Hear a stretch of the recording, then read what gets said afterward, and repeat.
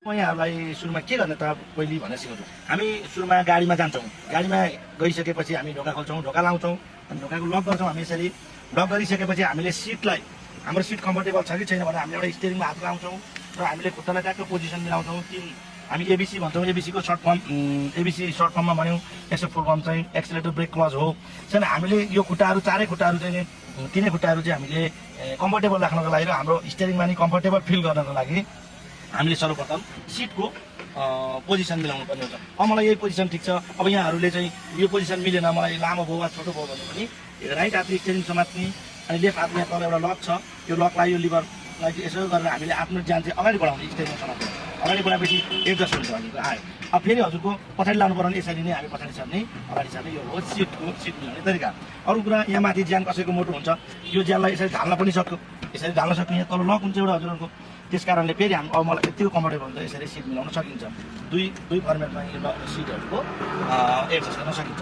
अब नर्मली हामीले यो स्टियरिङको पोजिसन मिलाउनु पऱ्यो। हामी सुरुमा बेसिक सिक्दाखेरि गुरुहरूले यहाँलाई त्यसरी नै सिकाउनुहुन्छ। हामीले सुरुमा चाहिँ स्टियरिङको पोजिसन मिलाउँछौँ। यो स्टियरिङको पोजिसन भनेको स्टेट पोजिसन हो। स्टेट भन्ने बित्तिकै हाम्रो चक्का सिधा छ। अब चक्का सिधा भयो, इनकेस अब हामीले अब लेफ्ट काटेका छौँ यसरी भने यो पोजिसन पनि एक राउन्ड काट्यो, यो पोजिसन हजुरको स्टेटकै पोजिसन हो, तर हामीले एकचोटि लेफ्ट काटिसक्यो भने हामीले यसलाई कसरी मिलाउने भन्दाखेरि यसको फुल टर्न भनेको 1.5 कट छ, 1.5 कट्ने हो। अनि हामीले फेरि कन्फ्युज भयो, हामी स्टियरिङमा बस्ने बित्तिकै कन्फ्युज भयो भने यसलाई फेरि 2 राउन्ड फर्काइदिएपछि हाम्रो पोजिसन चक्का एकदम सिधाको पोजिसन हुन्छ। यो भयो स्टियरिङको पोजिसन हो होइन। स्टियरिङको पोजिसन यसरी मिलाउने सुरुमा। अनि हामीले त्यसपछि हामीले सिट बेल्ट लाउने, सिट बेल्ट लाउँछौँ हामीले। यो सिट बेल्ट चाहिँ हजुरको यता हुन्छ, राइट हातले यसरी तान्ने, यो कुममाथि पार्ने, एउटा बेल्ट तल पेटमा जान्छ, अर्को चाहिँ यहाँ एउटा लक हुन्छ, यसलाई हल्का दबाइदिने।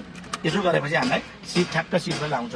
यो ट्रायलमा अनिसरी अगाडि बढाउन सकिन्छ, कसरी स्टार्ट गर्ने भनेर सिकाउँछु है त। हेर्नु होला, अब गाडीको हाम्रो डासबोर्डमा ब्याट्रीको लाइन देखायो, गाडी अन भयो। अन भइसकेपछि हामीले 2 सेकेन्ड जति गाडीलाई चाहिँ अन भइसकेपछि अनि यसरी चाबी हाल्नुपर्छ। गाडी अब हाम्रो ट्याक्क स्टार्ट भइसकेको छ, हाम्रो गियर न्युट्रनमा छ, स्टियरिङको भाग पोजिसन एकदम स्ट्रेटमा छ। अब हामीले यहाँ सर्वप्रथम हामीले जहिले पनि न्युट्रनको गाडीलाई स्टार्ट भइसकेपछि क्लच थिच्नुपर्छ। यसलाई क्लचको सहायताले गियर लगाइन्छ।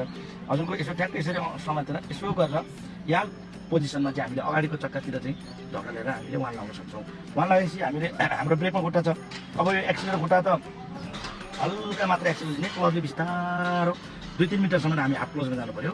जहिले पनि हामीले क्लच छोड्दाखेरि 2-3 मिटरमा ध्यान दिनु पऱ्यो।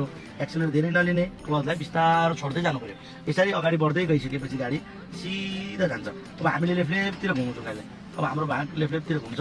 लेफ्टतिर घुमिसकेपछि हाम्रो जहिले पनि यसरी हामीले गाडीलाई मोड्न सकिन्छ र गाडीलाई अगाडि बढाउन सकिन्छ। हामी जहिले पनि एक हातले गर्दा पनि हुन्छ, तर सिकारुले चाहिँ जहिले पनि हाम्रो 2 हात प्रयोग गर्नुपर्ने हुन्छ, किनभने उहाँहरूको हातको फ्लो र पोजिसन मिल्दैन। त्यसकारणले जहिले पनि हामीले स्टियरिङ घुमाउँदाखेरि यो पोजिसनमा घुमाउनु पऱ्यो। यो चाहिँ 3 र 9 को पोजिसन मिलाएर स्टियरिङ राख्ने, एकले पेल्ने, एकले तान्ने गर्नु पऱ्यो। राइट हातले लेफ्टतिर घुमाउँदैछौँ भने हामी लेफ्टतिर तान्ने, राइट हातले पेल्ने। राइटतिर गाडी मोड्दैछौँ भने राइटतिरको हातले तान्ने र लेफ्टतिरको हातले जहिले पनि के गर्नु पऱ्यो, गाडीलाई पेल्नु पऱ्यो है। त्यसरी हामीले स्टियरिङ चलाउन गाडीको स्टियरिङ यो पोजिसनमा चलाउने है त। बिस्तारै बिस्तारै मोड्नु। अब हामी रोक्छौँ गाडी, अब अगाडि गएपछि क्लच थिच्छौँ, ठ्याक्क ब्रेक हाल्छौँ। अब हामीले इमर्जेन्सी ब्रेक लाउनु पऱ्यो भने चाहिँ क्लच नथिचिकन ब्रेक लगाइदिने, इमर्जेन्सी ब्रेकको उसमा चाहिँ होइन। अब हामीले कन्ट्रोल गरेर गाडीलाई लाँदैछौँ भने हामीले ब्रेक मात्र ट्याक्क हालेर ब्रेकको मात्र पोजिसन मिलाएर ट्याक्क कन्ट्रोल गरेर जानु पऱ्यो होइन। यो हिसाबले गाडी बढाउन सकिन्छ यो हजुरहरूलाई। अब यो त हामीले भिडियोमा भन्ने कुराहरू भयो, हजुरहरूले भिडियो मात्र हेरेर पनि भएन, यो थ्योरिकल ज्ञानले पनि नपुग्ने। यो ड्राइभिङ शिक्षा भनेको आजको आवश्यकता हो, तर यो चाहिँ प्र्याक्टिकल्लीमै जानुपर्ने हुने रहेछ। यो चाहिँ हेरेर थाहा नपाइने रहेछ। यति दिनमा सिक्छु भन्ने भन्दा पनि हाम्रो नर्मली 15 दिनमा सिकिन्छ। यो कसैले 13 दिनमा पनि सिक्नु भएको छ, कसैलाई 20 दिन पनि लागेको छ। यो चाहिँ दिनले भन्दा पनि दिमाग लाउने कुरा भएको हुनाले टेक्निकल पार्टको चाहिँ पनि दिमागले काम गर्छ। दिनले भन्दा पनि यहाँहरू चाहिँ प्र्याक्टिकलमै ध्यान दिनु पर्यो। हामीले जति टेक्निकल कुराहरूलाई हात खुट्टाको चाहिँ प्र्याक्टिकलमा चाहिँ यसलाई खेलायौँ, त्यति नै हाम्रो हातहरू बस्ने र हामी त्यति नै छिटो सफल हुन्छौँ, कुशल चालक बन्न सक्छौँ। यो कुराहरू यहाँहरूलाई जानकारी गराएँ।